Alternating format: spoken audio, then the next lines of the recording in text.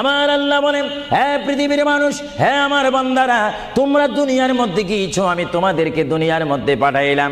পাঠাইবার পরে আমি জানি তোমরা অনেক অন্যায় পথে যাবে, অনেক কাজ করবে, যে কাজগুলোর মধ্যে তোমাদের গুনাহ হয়ে যাবে।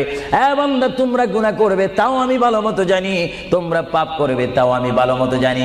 বান্দারে, পাপ করার পরে, গুনাহ করার পরে একাই কি মসজিদের মধ্যে তোমরা কেঁদেছো, রব্বানা যালামনা, বলেন রব্বানা যালামনা আনফুসানা ওয়া ইল্লাম তাগফির লানা ওয়া তুরহামনা লানাকুনান্না মিনাল খাসিরিন বলে বলে মসজিদে কেঁদেছো, আসরের নামাজ পড়ে কেঁদেছো, যোহরের নামাজ পড়ে কেঁদেছো, মাগরিবের পড়ে কেঁদেছো, এশার নামাজ পড়ে কেঁদেছো। এ বান্দা, নামাজের মুসল্লা যখন বসে যাও, আমি আল্লাহকে তোমরা বারবার বল, আল্লাহ গো আমার গুনাহ মাফ করে দাও। তারপরও আমি তোমাদের এই গুনাহ মাফ করে নিই। তারপরও তোমরা নিশি রাত্রে, মানুষ যখন ঘুমে যায়, তোমার বিবি যখন ঘুম যায়, তোমার